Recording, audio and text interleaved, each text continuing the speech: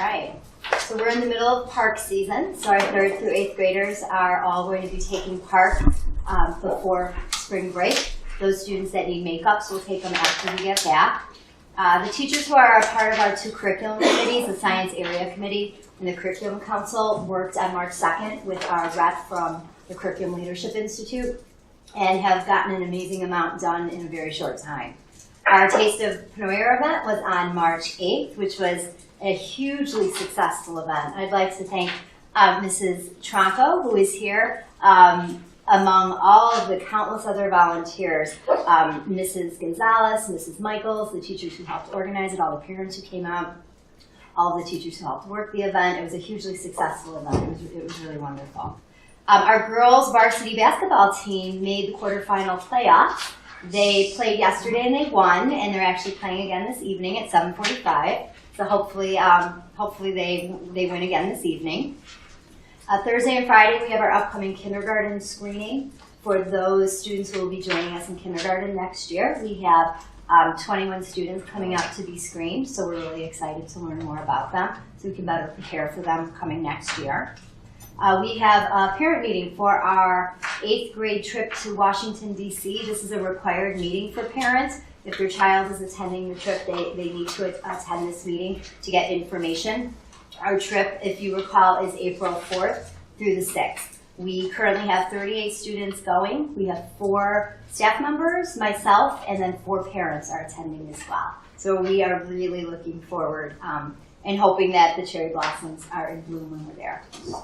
A couple other upcoming events. Our Parent Visitation Day is March 20th. That's where parents will have an opportunity to come in and see all the great things that are happening at Penoyer. It's from 9 to 10 in the morning and 1 to 2 o'clock in the afternoon. We have our science fair with Mr. Madueno on March 21st. Our PTC Family Pizza Lunch is on Thursday the 22nd, and that's also the last day of attendance for students before spring break. Staff will be in the building on March 23rd for an Institute Day. And I know everybody's looking forward to spring break. And that's it. Questions? Thank you. Thank you. Okay, we had 5 FOIA requests. Does anybody have any questions on any of them?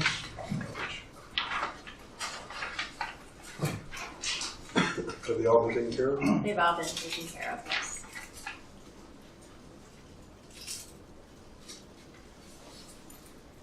Okay, technology. Good evening. So I just wanted to follow up with a recommendation from the board from last month. It was recommended that we put Google Analytics onto our website to collect more data about its usage in certain areas of visitation and all that fun stuff. So I'm just going to go over a few key points, show you some highlights. So on February 15th, so the day after the board meeting, is when we turned Google Analytics on. And since that day, we've had 4,014 visitors, or page visits rather. And then since March 1st, so the beginning of this month, we've had 1,826 new users visit the site. So we're doing pretty good as far as getting our site out there for the public to see. There's more information on engagement that I'd like to show you. So this is site engagement. This is when they visit the site and they land on a page, how long are they looking at it? Are they just clicking on it and then moving away, or are they spending time to read it, to go through and then go to the next page? So for site engagement, just a couple key points. For an engagement of 3 to 10 minutes, we've had 690 sessions. So 690 times someone went to the page and browsed for about 3 to 10 minutes. For 10 to 30 minutes, we've had 574 sessions. And then for 30 minutes plus, we've had 98 sessions. So there's people visiting our site and spending some time there and looking through the information, which is very good. And Patrick, those are unique sessions, right? They are unique sessions, right? The users is where it gets a little bit different. There is numbers where we can bring it down to unique users, to recurring users, but yes, those are unique sessions. And then drilling down a little bit further, I just want to kind of show some of our page visits for the referendum section. We've been putting up a lot of information on there for the community, and we've been encouraging them to go to the site. So I just want to point out a few key statistics. So the main referendum section has had 880 visits. So these are unique visits. We've had, under the financial impact, 637, and under the FAQ, we had 602. So I'd also like to add that we have a way for the users, the visitors, to put questions and submit questions to us, where we go through and we post it. We've gotten very good questions, and we put some good information up there. So it's good that people are seeing it, and we encourage people to continue to do that. Are we, Yeah. as we're seeing a theme with the questions, are we just putting those just right on the website? We've been putting the questions verbatim up there. So any question that comes in, Every single one? Every single one. Got it. So if there's a similar response, we put that similar response or make alterations to it, but we want to put up every question. I do want to point out one thing. We do have a spike on March 1st where we've had 300, it's not the page, but oh yeah, so we had 345 visits on this day. And I was wondering, like, why do we have so many visits on that day? What's bringing people to this site and bringing people to the referendum section? Well, I was going through my emails, and Dr. Kopta sent out her weekly superintendent news update to the Penora community. And so she sent out the update talking about the community forum we had a couple days prior. She talked about more information. We had a video we put up, directing them to the website for more information on the referendum. And so on that day, when it went out in the morning, we've had a spike of 200, 300 users reading that message, clicking the links, taking them to this site. So I think that's really great data for us to know that's a great communication medium that we can communicate with the parents and the Penora community. So, any questions? Great. So we're going to monitor this. We're going to check some popular areas of the site and make sure we update it, and then rethink sites that maybe aren't pages that aren't getting visited as much. So we have good content. Thank you. Thank you, Patrick. Thank you, Patrick. Yes, one quick question. Yeah. Can a teacher use this data to see how many her parents are visiting her website? Well, that's great. That's a great idea. We haven't opened it up to that yet. Still kind of new, and we're kind of collecting the data for us to look at. But I think that's a very positive thing we can do. We could definitely open it up to the teachers, and there's permissions we can add to since it's through Google, so we can make it even easier for them. But definitely, if any teachers now are curious of seeing it, they can always come to us and we can look through it. Okay, thank you. Thanks. Okay, facilities report. Talk about a few things that are going on in facilities. We have asbestos abatement coming up. Begins March 26th. We have 9 areas that are getting asbestos tile removed. Room 103, which is the art room. 100. 2nd grade, we got preschool, classroom, or music room. Some 7th and 8th grade classrooms, and then our server room and electrical closet. We got about 5,000 square feet of tile getting removed over spring break, which is a 5-day period. Normally, this would normally be like a 2-week process at minimum, but they're doing a non-friable removal, which allows them to remove the tile without breaking it and reducing fibers into the air. So that process is that they'll heat up the tiles and they'll be able to remove them without them cracking and stuff. Once the tiles are removed, they're going to go through with a machine and grind all the concrete floors down to be nice and smooth, and we'll put a coat of sealer over that until we can either purchase tile and lay it down over the summer, where we have more time to do that.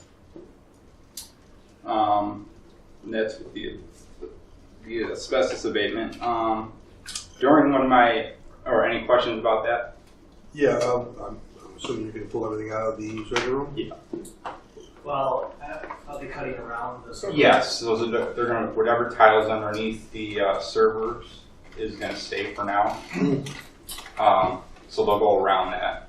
Wait, are we going to wrap so there's not a lot of dust? Yeah. Right? Yeah. Well, we're going to have a conversation further about that. Right. But they did do a walkthrough and they looked at it.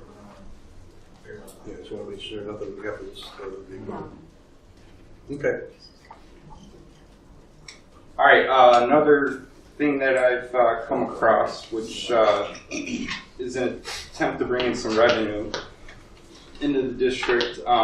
During one of my West Florida meetings, I was a program was mentioned that I thought would fit perfectly with our building, and it's called a demand response program. It's a federal program that is created to provide electrical grid reliability.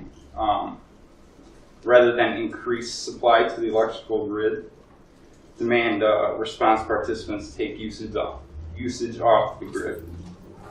As a participant, we are required to reduce our electrical use in the event of a declared grid emergency. There hasn't been a declared grid emergency since 2005, but they buildings that use a lot of power, if there ever was, there's tests that they do every year, and as long as you participate in the tests and everything goes successfully, you are paid at the annually. We will be tested sometime in August to reduce our electrical use down to 100 kilowatts for a 60-minute period. If we succeed, we'll receive somewhere around $4,000 to $5,000 for being a part of the program. And that is it. Any questions? So if there was an emergency and we had to come off, and it was during in session, right? So how would we manage that reduction in power that we would? Our annual highest level of electrical use that we've used in the past year has been 110 kilowatts at max. So we would have to reduce it down to 100 kilowatts, and we could probably do that just by shutting off lights in the hallways, lights in the gym. There's not a huge. We're not going to be shutting down any boilers or mechanical systems or anything. Got it. Okay. So that threshold is 100. Yeah. 100 kilo. So being at 110, there's not that much of a delta. Right. Okay. Plus 10%, yeah. Should have some Yeah. non-critical systems. Sounds like an Yeah, opportunity, right? Yeah, Right. there's no Easy risk. win. There's Yeah. no risk. We don't pay anything out of pocket. It's a no-brainer, pretty much. Devil's advocate, what happens if they ask us to shut down and we can't get to 100? Is there Nothing. And we Nothing? just don't get paid for $4,000 that year, and we're on it for a 3-year period. I would think that's probably like summertime. You know, Oh, yeah, Yeah. everyone's air conditioners cooking. You know, generally, that's not in prime time for us, right? But then again, in the summer, it No, could it's be here. a time when the kids aren't No, it's here. here. And Yeah. we shut down most of our units anyway to reduce our energy. I have to say, Victor was very conscientious this summer with the way they did work in the building. He did it by area, making sure the rest of the areas were shut down with their air and their electric, their lighting. And we did see a drop in our electric bill this summer with his conscientious effort to really focus on saving energy. Thank you. Going- Great. Thank you, Dave Victor. started to say something. Dave, did you have a question? I thought I heard him go, wait, Oh, he must be far away. he's in Germany. Okay, on to action items. WEA renewal.